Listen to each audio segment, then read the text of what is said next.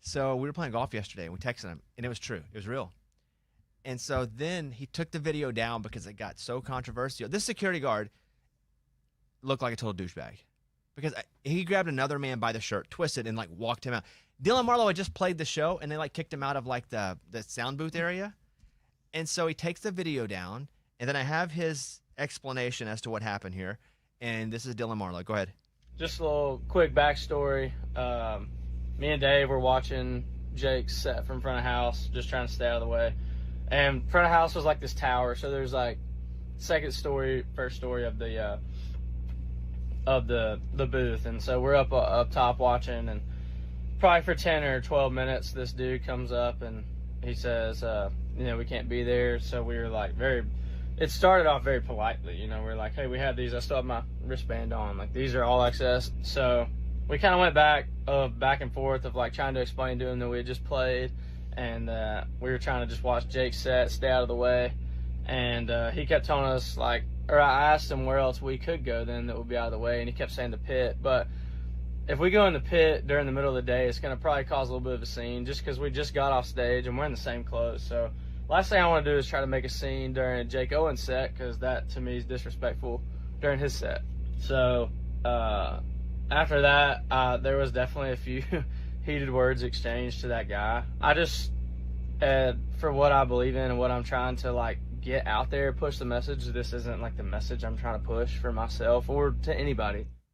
And so he's like, you know what? And I went to church, and I thought about it, and I took the video down. But this dude, this security guy, looked like a total douchebag now. You don't grab another adult man like that, especially one that has every credential. What happened was, this is me taking all my experiences around this type of guy who gets a little bit of power and then all of a sudden is the balancer of the whole festival.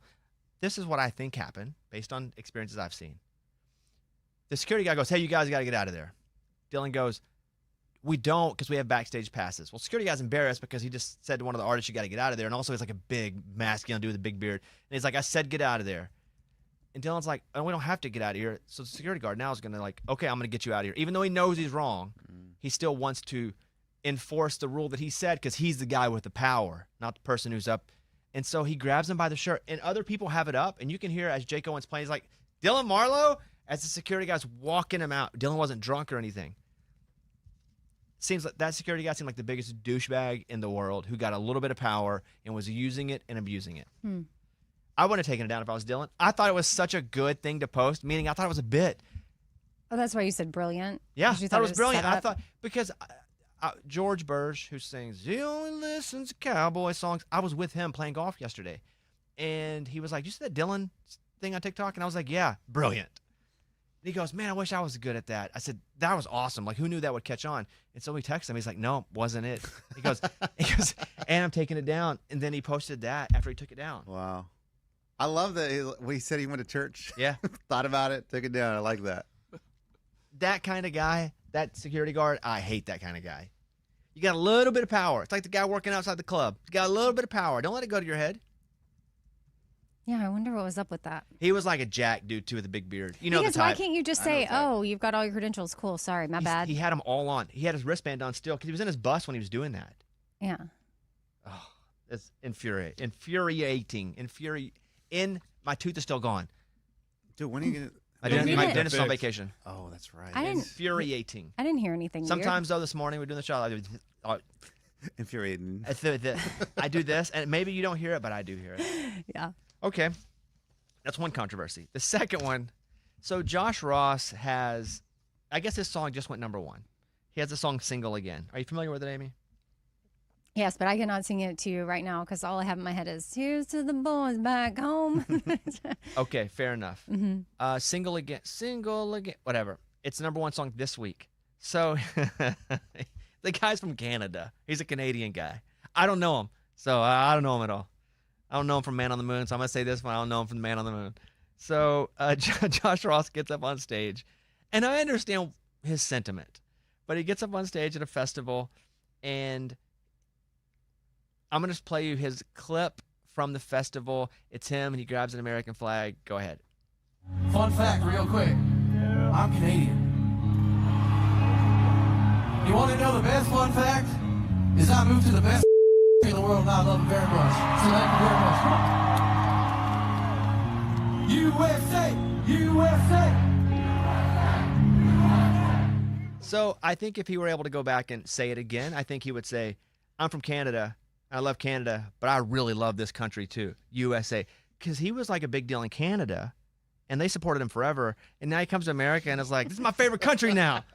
Oh, I'm now my favorite country, America, USA. We all love America. But you didn't have to piss off your home too. You literally could have said, you guys know I'm Canadian, but man, living in America has been awesome. I like to shout out to all you guys because America rules, USA. Yeah. Instead, he's like, I'm now the greatest country in the world. Now, we feel that way. But if your home country built you and like supported you and made you a star there first, and then you use that to propel yourself to come down here, and then you're like, that country sucks compared to this country. There's just a better way to say that, even if Yeah. you felt that way. So Oopsie. now that you know he's Canadian, and this was at the Tailgate and Tall Boys Festival in Bloomington, Indiana. And this is just weeks before he's going to perform at Ottawa's Canada Day celebrations. Oh. oh We gotta get audio from that. Oh man. Play it again. Fun fact, real quick. I'm Canadian. You want to know the best fun fact? Is I moved to the best in the world. Not very much. So thank you very much. USA! USA! Yeah, he went hard. He went too Oh. hard. He didn't have Oh. to do that. I think America's the best country in the world. But you can do both. You can say both. You didn't have to be like, I'm from Canada, but now I live in the best country in the world. Because you got to go back home. Like, I wouldn't be here Yeah. in Tennessee and be like, you know what? I moved to Tennessee, but I'm from Arkansas. But Tennessee's the best freaking state ever. And then go back to Arkansas and feel like they're going to love me the same. I do have his apology. Would you like to hear his apology? Yes. Oh boy. Because his apology is what made me go check out the real story. Is what's funny. Is that I didn't even know this was an issue until I saw his apology. And then on the bottom of TikTok where it tells you, whatever they're saying, it said Josh Ross on stage like hating Canada or something like that. Here we go. Here's his apology. Let me turn my phone. Hey guys, I just wanted to jump on here and address the clip that's been going around from my performance at Tailgate Tall Boys. I'm sorry to anybody who's offended by what I said. Oh, you can't be I'm sorry to anybody who's offended. That's not a real sorry. You don't have to apologize, by the way. You can just not apologize. I'm not even demanding an apology. I just thought it was kind of awkward. But if you ever go, I'm sorry to anyone who was offended, that means you're not really that sorry. Like, it's me going to my wife being like, I'm sorry that hurt your feelings. No, because I'm sorry that hurt her feelings. I'm not sorry for what I did. There's no remorse for what I did. I'm sorry for how you took it, is what that's saying. Mm. I'm grateful I get to tour all over the world, and I feel like I'm always representing Canada no matter where I go. No, I'm you born and weren't raised that. in Canada, but have been living in Nashville for the last 5+ years. Half my family lives in Canada, the other half is here in the U.S., and I'm as proud of establishing myself in the U.S. as I am being Canadian. Both sides were not communicated in the clip that you guys are seeing, and I'm sorry that wasn't clear. Both sides were not communicated in the clip you were so, seeing. So did he No. say more at the festival? Like, Don't. did he? Dude, is there's there no a clip way. where he's This- like can Canada? I just want to do this apology for him. This is what he should have done. First of all, if you don't want to apologize, don't apologize. Who cares? Like, this is going to go away in five seconds anyway. This is not real life. It doesn't matter. But if you're going to apologize, this is how you do it. Hey, Josh Ross here. I got up on stage and I was like, I'm from Canada, but this is the best country ever. First of all, America's awesome. It is an awesome country. But also, I didn't mean to disrespect my home. I was just saying crap up on stage. I got caught up in the moment. I love Canada, and I love my new home, the United States. So, sorry about that. That's the apology. Yeah. Because honestly, I was thinking that, like, did he just get caught up in the moment and start pandering to the crowd because they're all, yeah. Absolutely, that could have been it. That's what I thought, too, because he's, like, pumped and the crowd's yelling. He's just Why getting his not? first number one. That's why that apology, if you're going to do one, and I don't think everybody needs an apology for everything. It needs to be different. It needs to be like, oh, I just got caught up. Yeah. I love it here, USA. But also, I didn't mean to say that about Canada. I didn't, that came out wrong. Obviously, I love home. So, first of all, I'm not apologizing if I'm him. It's going to go away. Yeah, you Screw draw it. more attention to Yeah. it. Like, Who for cares? example, you wouldn't have even you hadn't seen the stage No, one yet. I hadn't. I only seen the and then that apology. drew you to the stage one. So I don't think he meant what he said. I think he just got caught up. But if you were offended, I'm sorry. That's not you saying you're sorry for what you did. That's, I'm sorry that you took it in a way that was offensive to you. Right. Hilarious. Also, this is nothing. This is nothing. Nobody cares. Not in the bad way or good way. But if I were him, my advice would be don't get wrapped up in it. Move on. Because everybody's going to forget about it in 6 hours anyway. And if you feel like apologizing for real, apologize for real. If you don't, move on. Who cares? It doesn't matter. Everything's irrelevant. Like, I'm trying to think of my favorite artists at the time were to go to Canada and be like, fun fact, I'm from America. But they have to be living in Canada for... I know. Okay. Another fun fact. I moved to the greatest beep beep country ever, Canada. I don't know that I'm be like, well, I'm never listening to their music again. But are they playing Amy Fest next week? True. He's going to come back. I guess I don't know. I'm There's just going to just be a like, lot of crap happening in the world that True. matters. This Yes. doesn't matter. I think he got caught up. I don't think he Exactly. loves America more than Canada. I think Canada's home and he loves America now. He's having success here. Let the guy live. Right. But if you're going to apologize, just generally speaking, if you're going to apologize, really apologize, or just don't. I don't give a crap either way. Because there's stuff that I do sometimes I'm like, I'm kind of sorry about that, but not enough. So then I don't. Because nobody cares. You're just going to relight the switch sometimes. Yeah. But the apology is, I got caught up. Sorry about that. I didn't actually mean that. That's it. Yeah, It's 5 seconds long. My bad. Yeah. That's on me. Yeah. That's on me. Big dog here takes that one. Yeah. Big dog takes the L. This is the me problem. Love them both. He needs to apologize for his apology now. That's the thing. Now he needs to apologize for his apology. To anyone that's offended by Yes. his apology. He should apologize for his apology. That's funny. IMAX is the Odyssey. The tickets sell out in about an hour, a year before its release. The Odyssey. And now tickets are selling for $400. What? And so the person who's doing the Odyssey, Homer, Yeah. the Iliad, you're familiar with that? Did you have to read The them? story. Yeah. in I high don't know what school. it's about. No. But Christopher Nolan's doing the movie. Christopher Nolan of The Dark Knight, Christopher Nolan of the Dream movie. Inception. Yeah. Interstellar. Oh, Interstellar. so good. Oppenheimer. Yeah, the Odyssey is set for release. Tickets to the IMAX version of the film went on sale, sold out quickly. Nolan's version of the classic Greek myth, starring Matt Damon as the eternal hero Odysseus, is being shot entirely on IMAX film cameras, a first for a commercial feature. Within an hour of going on sale, 95% of seats were snapped up. Now they're showing up on third-party resellers for as much as $400. What do you think, Mike? Yeah, I tried to get one. They're sold out, but it's only one showtime right now. And the reason it's so interesting is because Oppenheimer was only filmed 25% in IMAX, so the entire time this movie is going to be huge. In Oppenheimer, only the bomb scene was in IMAX, fully IMAX. So this is the whole movie, all big, entire time. Was F1 filmed in IMAX? Not the whole thing. IMAX film is the best quality you can get. There's only 20 theaters in the world that you can go see it like that. Oddly enough, one's right here downtown. The last time I went to an IMAX movie was the old museum in Austin. Not old, but the museum in The Austin. Texas Bob Museum. Bullock Museum. Yeah, the Texas History Museum. Is it Bob Bullock? Yeah, Bob Bullock. Bullock, Texas Museum. We go into the museum and they had a humongous IMAX theater. Huge. And I watched a movie there, but I haven't been to IMAX. And the one you watch probably shorter, right? Because whenever those big IMAX movies where you're immersed, you're completely under seats, usually 10 minutes because it's so expensive to film like that. Oh, I didn't know that. So you're telling me the movie wasn't all big screen? It was mostly big screen with pops of it? Yeah. Would they ever show the movie just on an IMAX screen and make it massive? Sometimes they stretch it, but if you watch certain movies, you'll see it go different ratios. You'll see it go kind of widescreen, then kind of full, then go kind of back. But for this time, it's the entire screen the whole time. So the tickets that were sold is probably just the first week or something, or the first. It's few days? literally First showing. First showing, 1 p.m. when it Good comes PR out. for the movie. What I Yeah. would have done is bought all the tickets for the first showing when I put them out, if I'm the movie company, and then they're all sold out, and then get the news story. But then who goes to it? No, it doesn't matter. It's the first showing. Who gives a crap? But no you one, have, no one shows up because you bought them. they'll end up being able to be sold back Yeah, you just easily. release them back. Okay. Yeah, but you do this and you buy them all so you can have the news story of they're all bought. Yeah. It's there are bands at times, if they know an A&R person is going to come and watch them, they will sell out their entire arena and then pay people to come as extras because you can hire extras through companies.